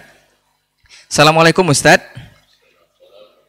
Ustadz izin bertanya, di mana dinilai terlarangnya amalan yang katanya tak dicontohkan sebagai perkara yang bukan sunnah, sedangkan seperti dikatakan tadi niat itu di dalam hati. Siapa yang mampu mendeteksi hati? Yang tampak itu cuma amalan tapi niatnya kan tidak. Kalau dikatakan bukan begitu cara mencintai Nabi, ya itu kan sahabat Nabi dan para generasi terbaik. Tapi kami, beginilah caranya dengan niat kami yang tulus ikhlas. Itu pertanyaan pertama Ustaz. Kemudian yang kedua, bagaimana dengan kasus Imam Asy-Syafi'i Ustaz, yang kreatif dalam pelafalan niat sholat? Apakah dapat pahala atau malah dapat dosa? Karena dinilai terlalu kreatif dalam perkara ini. Jazakallahu khairan Ustaz.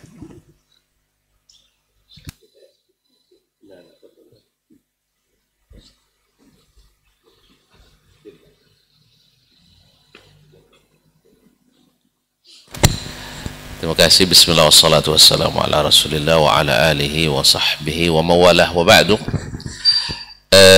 Masya Allah, sudah panjang lebar pembicaraan tentang masalah niat ini, dan semua sepakat bahwa niat adalah pokok. Kemudian tergantung dengan pertanyaan, apakah kreativitas kita otomatis mati? Ya, karena niat ternyata tidak bisa merubah yang tidak syar'i menjadi syar'i. Ikhwani kaum muslim, tadi sudah saya secara eksplisit juga menyebutkan, Ustaz Almi secara terang mengatakan tidak boleh keluar dari 3 hadis yang merupakan qawaidul Islam. Yang pertama hadis an-niyat. Yang kedua adalah hadis man ahdatsa fi amrina hadza ma laysa minhu fahuwa rad. Yang ketiga adalah hadis tentang innal halala bayyin wa innal harama bayyin wa bainahuma umur mushtabihat. Dan kita sepakat bahwasanya tidak satu pun yang baik kecuali Nabi sudah tunjukkan, dan tidak satu pun yang buruk kecuali Nabi sudah peringatkan.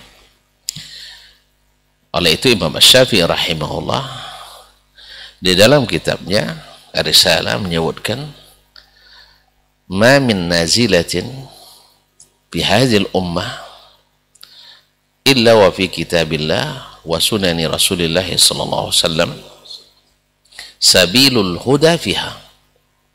Tidak satu pun masalah yang kontemporer, tentu kontemporer di masanya. Kalau di masa kita, kontemporer yang terjadi pada masa kita, kecuali di dalam kitabullah dan dalam sunnah Rasulullah mesti ada jalan hidayah di dalamnya. Maka lahir dari situ 2 kaidah besar, bahwasanya al-aslu fil asya al-ibahah.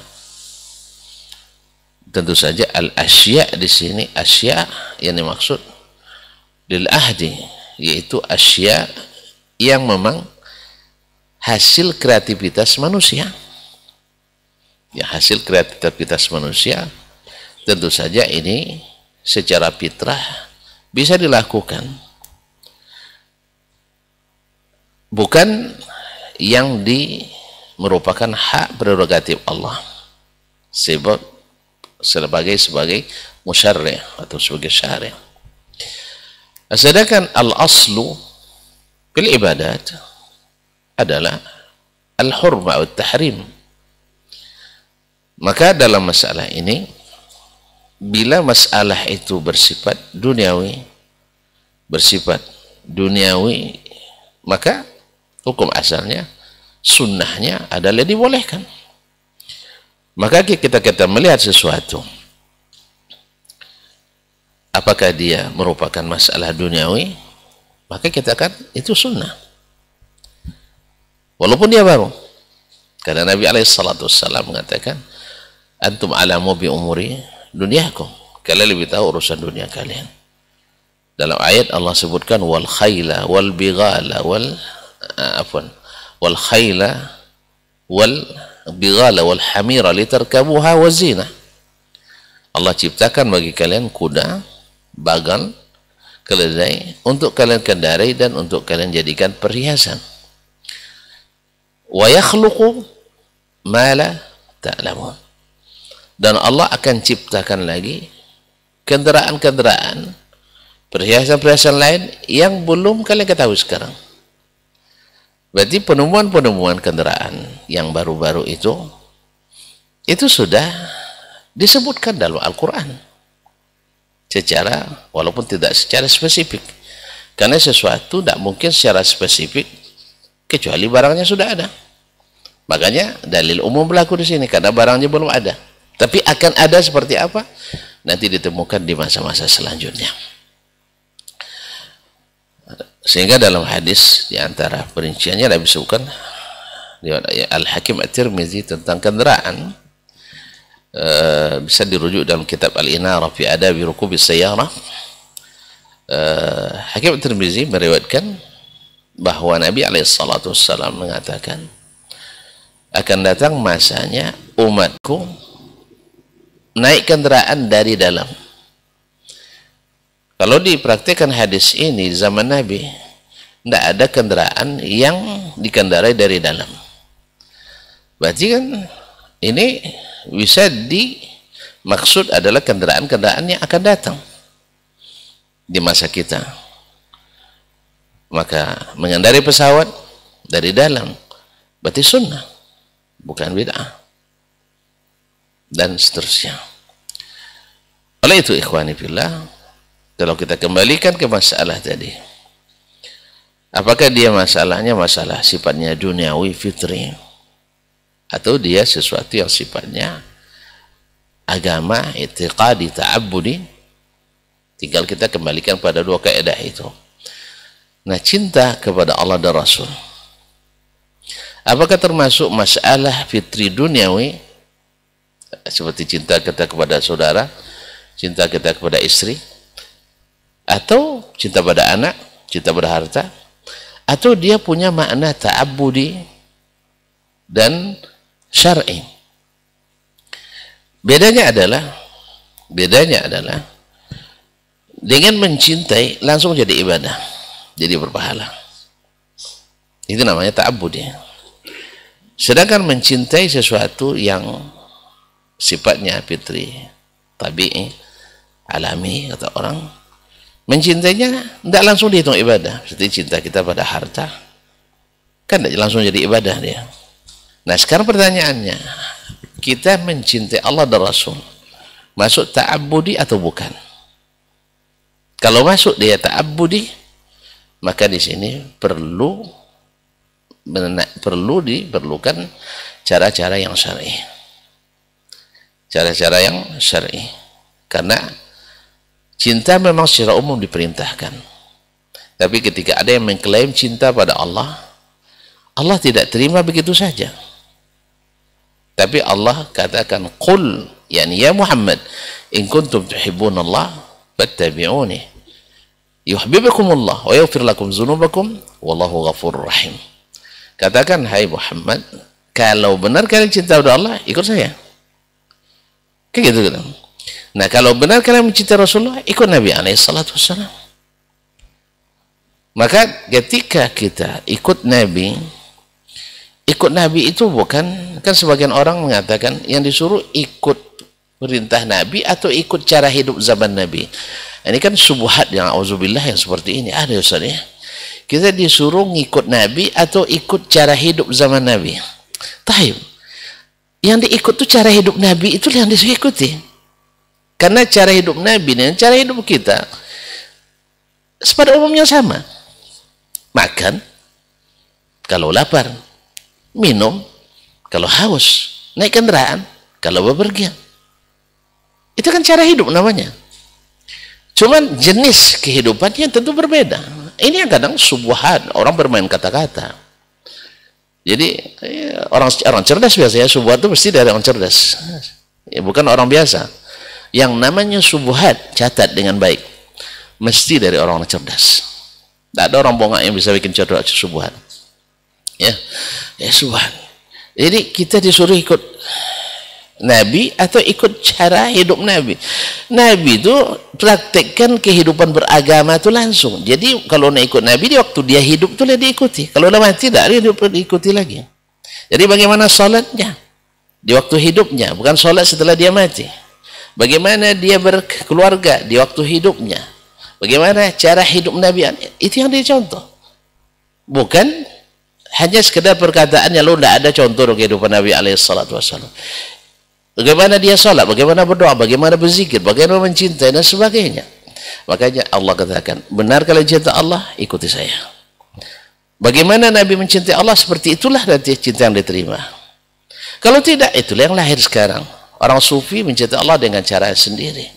Orang al-mutakallim mencintai Allah dengan caranya sendiri. Orang kebatinan mencintai Allah dengan cara sendiri.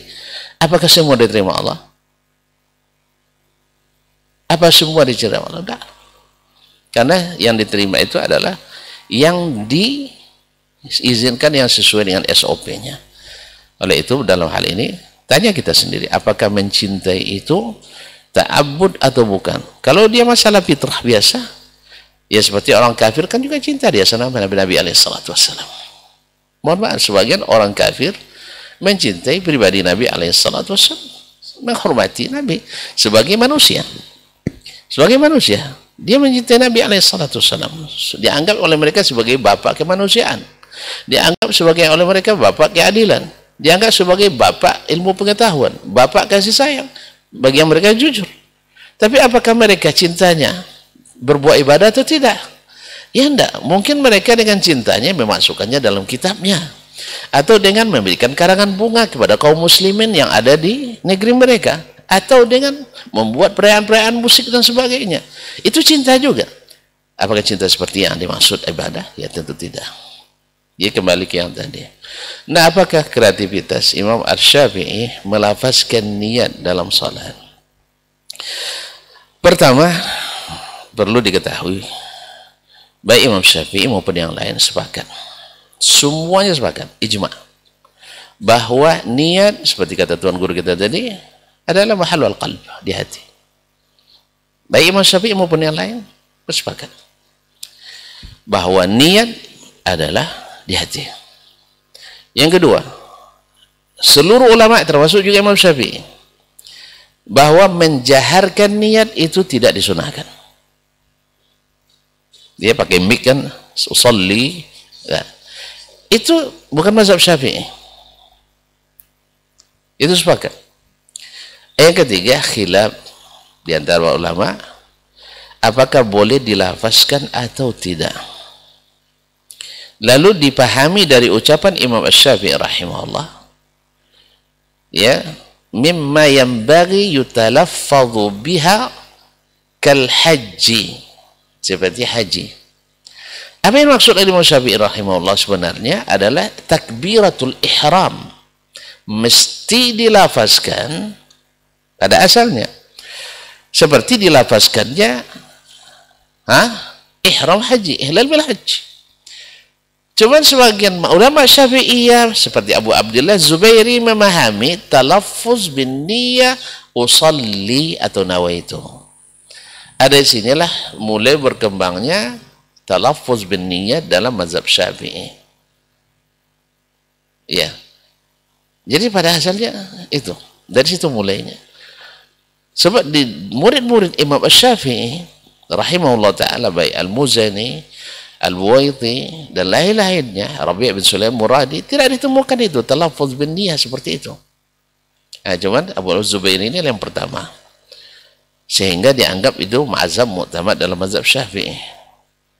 Jadi tidak mungkin kita katakan Imam Syafi'i berdosa dalam masalah ini. Yang salah memahami bukan dia, bukan beliau yang salah, tapi beliau dipahami dari ungkapan beliau. Andainya, kita berandai ini, saya yang salah sekarang, bukan Abu Abdullah Zubairi, bukan ulama yang lain. Saya yang salah. Bahwa Imam Asy-Syafi'i rahimahullah mengatakan boleh melafazkan niat dalam salat dengan tujuan untuk menguatkan. Itu menguatkan itu dari Syafi'i, ya, bukan dari Imam Asy-Syafi'i rahimahullah, untuk menguatkan hati. Nah, apakah tentu ada puan yang dimakan? Apakah dengan melafazkan itu bila terjadi di lisan zuhur, di hati asar, mana yang jadi patokan? Berapa banyak niat orang melafazkan lain, niatnya lain. Ambo seikhlas saja lah temonjo ustaznya. Atau be 2.000, mak 2.000-nya. Makanya kita kadang-kadang dalam masalah ini ada perbedaan yang sangat signifikan, mencolok antara manusia dengan Allah Tabaraka Ta'ala. Memang makhluk dengan Khalid tentu beda, ya. Allah bila seseorang hambanya semakin ikhlas, dia bayar semakin tinggi, pahalanya semakin tinggi. Tapi kalau manusia, kalau tengoknya kita semakin ikhlas, dibayarnya seikhlasnya, dibayar paling rendah. Alasannya apa? Dia sudah ikhlas, sudah boleh tinggi-tinggi gajinya.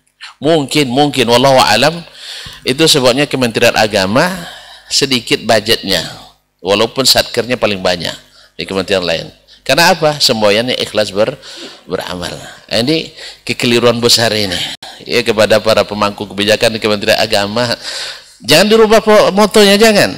Cuman anggarannya tolong kepada Pak Presiden juga kita usulkan. Kementerian Agama itu semakin ikhlas harus semakin dibayar tinggi orang-orangnya, supaya nanti tidak punya presiden yang kurang baik, karena selama ini Kementerian Agama terkenal dengan titik-titik pula. Allah musta'an. Oleh sebab itu, gara-gara tadi semakin ikhlas kita semakin sedikit dikasih orang. Akhirnya terpaksa tidak ikhlas. Kadang-kadang sebagian orang terpaksa menyebutkan harus sekian. Kalau harus sebut seikhlasnya pasti sedikit dibagi. Kalau Allah tidak, kalau bilang kalau kita ikhlas, Allah Maha tahu niat kita, maka semakin tinggi dibayar oleh Allah Subhanahu wa taala. Ini juga usulan saya juga pada pemangku kebijakan dimanapun, kalau karyawannya semakin ikhlas, semakin berprestasi, berikan apresiasi. Tadi saya baca berita, Ustaz, ada dosen-dosen Masya Allah di sebuah kampus, dulu di kampus yang lain, sekarang setelah pindah dapat apresiasi dengan prestasi yang sama. Di kampus awal dapat sertifikat, di kampus kedua sertifikat lebih bagus bentuknya, yang kedua dapat uang puluhan juta. Nah, jadi memang beda memang. Jadi mungkin semua yang ikhlas beramal ini perlu perlu diperbaiki aplikasinya, bukan diberubah itu. Itu udah pas itu ikhlas beramal, tetapi pemahaman ikhlas itu harus dikembalikan kepada jalur yang benar. Nah, apa Imam Syafi'i berdosa? Saya katakan tidak. Beliau seorang mujtahid. Idza ijtahada al-hakimu fa asaba falahu ajran. Bila seorang ahli berijtihad benar, 2 pahala. Wa idza ijtahada fa akhta falahu ajrun wahid. Dan bila dia berijtihad dan salah, maka dapat 1 pahala. Dan semoga Allah SWT memberikan beliau kedudukan yang tinggi. Dan kalau andai pun salah, maka kebaikan dan kebenarannya dibanding kesalahan-kesalahan yang tidak seberapa. Dan kita tak berani juga menyatakan itu salah, karena yang salah sebenarnya kita yang salah memahami dari apa yang beliau katakan. Wallahu ta'ala alam. Mungkin ada tambahan dari Mas Syekh. Baik, jazakallah khairan Ustaz. Ada tambahan Ustaz? Naam. Fadal Ustaz. Baik, bismillahirrahmanirrahim. Terima kasih. Saya kira sudah cukup luas tadi penjabaran dan jawabannya oleh guru kita. Cuma saya sedikit hanya menyinggung barangkali pertanyaan itu karena tadi ada hubungannya dengan cinta, dan begini pula cara kami mencintai Nabi, kenapa harus disalahkan. Barangkali muncul pertanyaan itu kena di bulan ini nih. Di bulan Rabiul Awal, yang dikatakan sebagai bulan kelahirannya Rasulullah Shallallahu Alaihi Wasallam. Lalu diperingatilah dengan cara-cara yang berbeda tergantung selera orang yang memperingatinya. Dan kita harus tahu bahwa cinta itu adalah amal, itu amal hati. Salah satu dari amalan yang dikerjakan oleh hati adalah cinta kepada Allah. Karena itu adalah amal, maka tentu harus juga mengikuti bimbingan dan panduan dari Rasul. Karena Rasulullah Shallallahu Alaihi Wasallam itu hadir untuk membimbing kita dalam persoalan yang paling besar, ada dalam persoalan amalan itu, dan salah satu diantaranya adalah cinta. Maka kita harus melakukan juga bagaimana Rasul mengajar kita untuk mencintai Allah dan cara mencintai Dia sendiri. Bahkan cinta itu persoalan yang sangat asasi itu kan. Kita tidak sempurna iman kita kalau seandainya tidak mencintai Rasul itu lebih dari segala-galanya. Bahkan termasuk dari diri kita sendiri. Umar bin Khattab saja ditolak oleh Nabi ketika dia mengatakan siap mencintai Nabi dari segala-galanya kecuali dari dirinya sendiri. Nabi bilang, belum ya Umar, belum cukup itu. Sampai engkau cintai saya lebih dari dirimu sendiri. Nah ketika itu Umar mengatakan, kalau begitu ya Rasulullah, saya siap mencintai kamu lebih dari diri saya sendiri. Maka para sahabat dulu membuktikan cinta itu. Biarlah mereka yang berluka-luka, biarlah mereka yang kena panah, biarlah mereka yang sakit-sakit, asal Rasul tetap selamat. Itu bukti bahwa mereka mencintai Rasul lebih daripada diri mereka sendiri. Nah, dan mereka cintanya bukan musiman. Sahabat-sahabat dulu setiap hari, setiap saat, setiap waktu mereka selalu membuktikan cinta mereka kepada Rasulullah SAW, dan tidak ada satupun mereka yang cintanya musiman. Datang bulan tertentu timbul semangat mencintai Nabi. Dan persoalannya bukan pada cintanya itu, tapi bagaimana cara mereka melakukan cinta itu. Maka kalau kita tengoklah beberapa acara-acara yang dilakukan, ada memang yang sebagai hal-hal yang biasa-biasa saja, yang barangkali di dalamnya tidak ada kemaksiatan, tidak ada kemungkaran, sekadar mengingatkan kita kepada sejarah Nabi, ya barangkali itu satu hal yang mungkin tidak ada masalah. Tapi ketika diikutkan oleh ritual-ritual tertentu, ada bacaan-bacaan zikir yang mesti dibaca, harus diulang-ulang bacaan zikir itu sekian puluh kali, dan ada nanti keyakinan-keyakinan bahwa saat membaca lafaz tertentu ruh Nabi hadir di situ. Ini yang sudah tidak bisa lagi diterima, dan harus ada yang mengingatkan. Perkara orang menerima yang diingatkan itu atau tidak, itu lain masalah. Biar tidak menyebar lebih luas lagi kesalahan-kesalahan yang ada. Tapi kalau seandainya tidak ada yang mengingatkan, tidak ada yang menyebut kalau itu sebagai sebuah kesalahan dan kekeliruan, nanti dianggap itu sebagai sebuah kebenaran, dan itu yang akan dilakukan semakin banyak, semakin luas. Nah, oleh karena itu, persoalannya bukan kita melarang mencintai Nabi, tetapi cintailah dengan cara yang benar, dalam artian kalau seandainya ada hal-hal yang bersifat sesuatu yang kemungkaran atau sesuatu yang mungkin di dalamnya bertentangan dengan akidah dan lain sebagainya, atau dengan bersifat ghulu kepada Rasulullah Sallallahu Alaihi Wasallam, ghulu dalam artian menempatkan beliau lebih dari yang seharusnya atau memberikan unsur-unsur ketuhanan kepada Nabi kita yang mulia, dalam bacaan-bacaan zikir dan selawat-selawat yang ada itu kebanyakan ada di antaranya yang memang mengandung unsur-unsur itu, memberikan sifat-sifat ketuhanan kepada Rasulullah Sallallahu Alaihi Wasallam. Ini yang harus kita luruskan, yang harus disadari bahwa itu adalah sebagai satu kesalahan. Cintailah Rasul itu setiap hari, setiap saat, tidak mesti hanya dalam musim-musim tertentu saja, dan jangan dengan cara yang salah atau dengan cara yang menyimpang. Mudah-mudahan Allah selalu membimbing kita semua agar benar dalam mencintai Nabi kita, dan mudah-mudahan Allah menerima cinta kita itu, karena cinta kepada Nabi itu membuat kita selamat di mahsyar. Sekira itu sekedar tambahan. Wallahu subhanahu wa ta'ala a'lam. Baik, jazakallah khairan Ustaz untuk jawabannya. Mudah-mudahan yang bertanya bisa memahami dan juga kita semua bisa menambah ilmu dan juga wawasan dengan beribadah. Memang penting sekali niat yang baik dan juga cara yang sesuai dengan yang diajarkan oleh Rasulullah SAW. Yang penting cara mencintai juga sudah diajarkan oleh Rasul kita, bagaimana cara mencintai beliau yang benar. Baik, generasi Robbani dan pemirsa KMTV, sepertinya ini akhir dari pertemuan kita di program Diktat untuk kesempatan hari ini. Jazakumullah khairan Ustaz untuk ilmunya. Mudah-mudahan di pekan depan kita dimudahkan Allah kembali untuk bisa bersama guru-guru kita dengan membahas tema yang berbeda. Afwan untuk semua salah kata dan khilaf bicara. Kita tutup dengan doa kafaratul majelis. Subhanakallahumma wa bihamdika asyhadu an la ilaha illa anta astaghfiruka wa atubu ilaik. Wassalamualaikum warahmatullahi wabarakatuh.